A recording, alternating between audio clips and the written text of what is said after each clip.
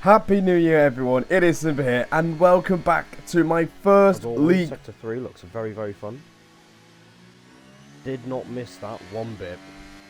Well, after interrupting myself, welcome to my first league racing video of 2024, and today it is going to be round number 6 for the Singapore Grand Prix, and here we are. First league racing video of the year. Obviously, we ended 2023 on a good note in SLR, but here we are in Singapore. You could tell in the intro that I did not miss the huge traffic jams in the third sector, and we're looking to get this qualifying session underway. And I'm not going to lie to you guys, the confidence was on the floor going into this one, and it will be shown in this first lap as we cross the line. Look at that. That was fucking awful. Would have been lucky if that was a... I would have been very lucky if that was a 28. So there you go, first lap on the board. It was absolutely shocking, and this lap isn't looking too much better. We're only a second up as we completely missed the apex of the last sector. We hit the wall on the exit. It's a very scruffy lap again, and across the line we go. It's a 28.6, which isn't going to be troubling anyone in the top 10. Another shocking lap. I remember doing practice for this race for WOR. I did like 2 hours of practice, which realistically, it isn't enough. As you can tell, we're only down in 14th place. You can see my teammate Elite Risks. He won last time out in Kota, but there wasn't a video for that because I was lagging all over the shop. So there was no way I could race at all. So Elite won the last race. He's currently down in 12th place. He's also struggling for form in this qualifying session, knowing that he could do a lot better, and so can we. So let's see if we can put a lap together. Into the first corner we go, into turns 2 and then 3. We clip the curb on the inside, which is what you don't want to do, but either way we've found some sort of time on the delta, and through turn 5 we clip the curb and again on the inside, and that just costs us time. And this is a very scruffy first part of the lap. We're not setting the world alight with a 26.6, and especially when you miss the apex of turn 7. Now going down into towards turn 8. We nearly hit the wall last time out, but we make sure we don't do that. Through turn 9, very easy to hit the wall on the outside on the exit, but we get a decent run out of there. And now going into the Russell corner of turn 10, you want to try and cut that inside curb a little bit, but we just don't do it. As we go through this section, on the exit here, we have a massive tag slapper, and that's cost us essentially all the time that we have found at the moment, and it's gone back down to 10th and a half. We've basically dropped the 10th through there, so bear that in mind, as the middle sector isn't exactly set in the world alight either, as we lose time on the exit. Just trying to get this lap done because we're down in P15. It's a shocking lap at the moment, and we've got one sector to save. Thought has been a disastrous session. This time we don't miss the apex, but we turned it a bit too early, which compromised our run through the second part.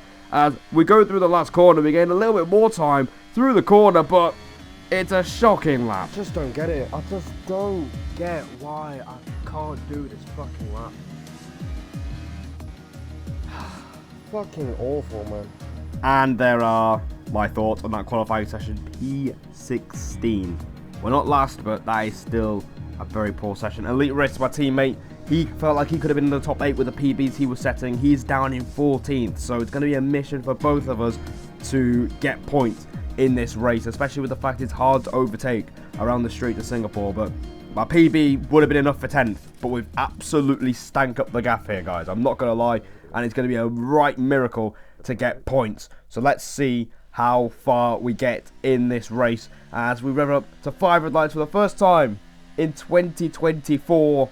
And the lights are out, and we are on the way for WOR's 6th round of the season. Decent getaway off the line. We're going to see if we can go up the inside of the AlphaTauri of FRT Nico. Going into turn 1, Elite Risk gets all out of shape there. After making contact with a Ferrari, there's an Alfa Romeo that gets hit as well, and we just about get pinched on the apex. So we've managed to gain one position, but you can see here TF10 Dirk giving us a right squeeze on the wall there through turn 5, but thankfully we don't get damage off it. And we're using the overtake, trying to see if we can get a little bit of a switchback on the AlphaTauri going through turn 7, and on the exit going into turn 8. Bobbert have no luck again, as we're trying to make more progress here through turn 8. Blue hell's going on up there, man.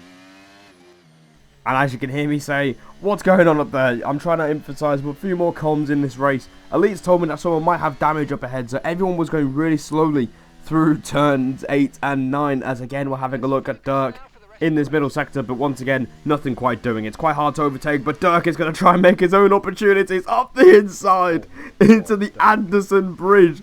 What on earth was that for an overtaking opportunity there? He dive bombs his teammate, he hits Elite risks, and we've lost time to the cars in front as we're trying to go round the outside of FRT Nico and the sister AlphaTauri as we get a massive squeeze again. And once again, we barely avoid contact with the AlphaTauri. We almost hit his rear right tyre, which would have resulted in a collision for sure. But now we're going to find out that Dirk's move was not worth it, as he's going to box on lap 1 for damage. Yeah, I have no idea what that was. You know, no idea why he tried that. But for us, we move up 2 places, and once again, you know, even my teammate has made up 2 places. So it's a decent start for both of us. We might be in the mix for points, but we're going to skip all the way to lap 6. Nothing has happened. It's hard to overtake around here, and we're not really looking too great on pace-wise, as we get a very silly warning for track limits. Yeah, I'm on 2 warnings already, mate. It's not looking good. And you can hear me say that was our 2nd warning in 6 laps, so it's going to be a long race for us. Hard to follow. Car in front of you. And you can also hear me say that it's hard to follow the car in front. And I say that because A, it actually is pretty hard to follow the car in front.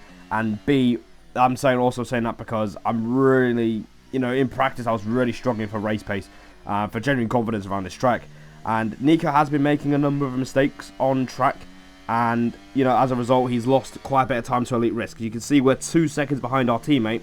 And that's because Nico's been making errors. You can see through turn 11, he's made another one there. And that's just allowed us to get DRS on this next straight. So, yeah, the pace isn't looking great. And despite Nico making errors, we can't really find a way past him. And on to lap 12, we're going to get a 3-second time penalty. We just stray wide at the 20-second corner. Or, not the 20-second corner. It's not the old layout anymore. Yeah, and then we get another warning for track limits as well. So, pretty reckless. And that's exactly what we didn't need at this stage of the race. You can see the gap between myself and Elite is only growing. The pace is not looking great. I remember him telling me he had about 60% battery at this point. We're just under 20%. And the race pace was a real struggle. We were just struggling for quali pace. We were struggling for race pace. But you can see now some cars have boxed for a set of mediums, the race leaders, on the undercut attempt.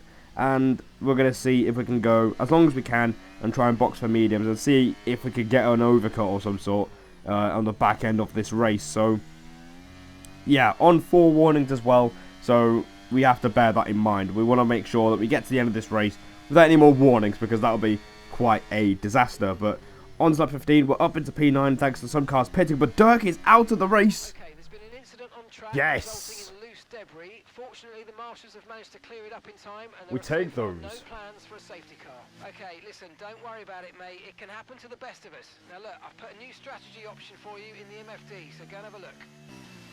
That's perfect Okay, timing, copy isn't it? that. My fronts.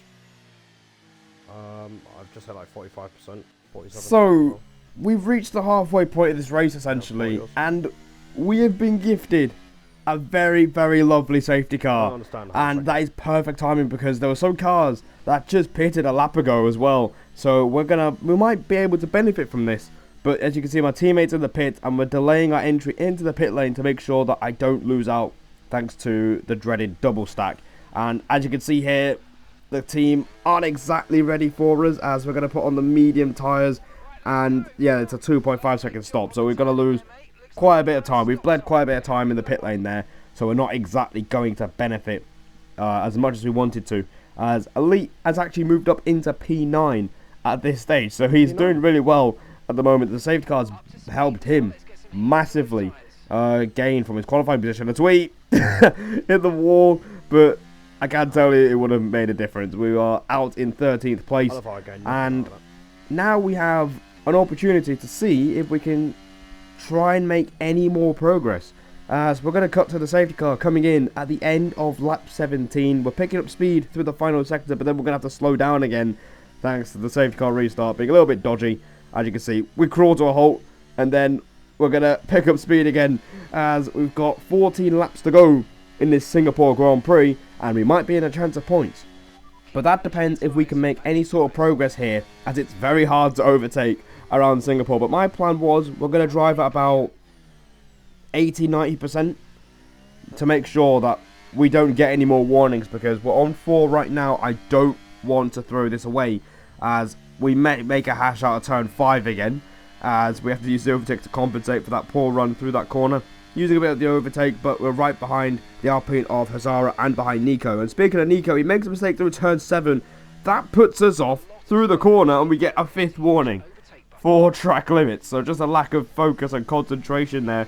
And now we're going to have to carry on with that plan that I've just mentioned. So now we're going to have to be driving at about 80-90%.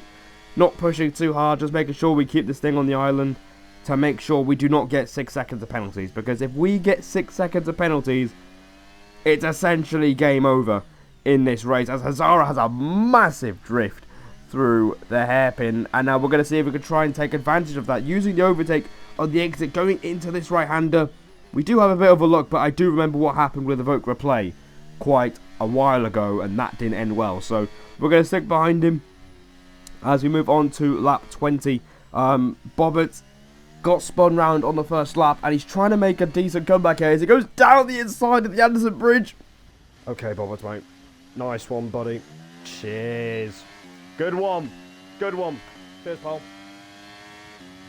And as you can tell, I am not very happy. He's essentially dive bombed us and put us literally inches into the wall, and we've lost 2 places as Jack RT also gets his way through. I was chatting to him, I think in the FGE Discord before and after the race, and we both agreed it was terrible, but you'll see why in just a moment. But I am not very happy. We've lost 2 places for nothing, and we've also lost DRS to the cars in front, so make that make sense. You know, it's not really an overtaking opportunity. You saw what happened to Dirk earlier in this race on the first lap when he tried it on Elite Risks, so I don't see why he tried that at all. But we're going to keep going, but unfortunately for us, we're going to get another 3-second penalty. That is 6 seconds of penalties now, with just over 10 laps to go, and that is essentially game over. We're not going to get much out of this race now. We're down in P15. We're at the back of the DRS train, and it's not getting any better for us as we go through turn 1 here. Oh my, I can't do turn 1. And that's it. 9 seconds. Fuck me. And a few laps later, we get 9 seconds of penalties, and that is officially game over. We're not getting much out of this race. You can also see that we've lost DRS. We're struggling with DRS management once again. The pace is just not there, even on the medium tyres, and they're supposed to be the faster tyres around here. And yeah, that is essentially game over. And you know, at this point, normally people would retire, but I don't like doing that, so we're going to keep going just to try and get to the end of the race. We've come this far already, but again, can't be bothered, man. What the fuck? Just driving for the sake of it now. Turn 1 is a nightmare. Now that's 12 seconds. We got another 2 warnings beforehand, and that is the 12th warning of the race. I don't remember the last time I got 12 seconds of penalties in one race, but it kind of sums up how bad we've driven in this race. As the race winner, Renz, in the Ferrari, he dominated the proceedings here, and we are a long way off the rest of the pack here today as we come around the last corner, and that is a very depressing P15, last of the running cars, and along with the 12 seconds of penalties. And you're probably wondering, Brad, why have you made this into a video anyway? First of all, this is to show that, you know, a lack of confidence and a lack of practice can be severely punished at this level. You get left behind, because this is the second highest tier in WR, very competitive grid. You get left behind if you don't practice and you don't have confidence. That is what I've shown here today. And the second thing is to show that I'll make these videos whether we win or we end up in races like this where we are a long way off. And I will make sure I'll practice a lot more for the next one, which is Mexico, because it's simply not good enough racing like this. So I hope you guys have enjoyed this one. Subscribe for more, and as always, I'll see all of you in the next one.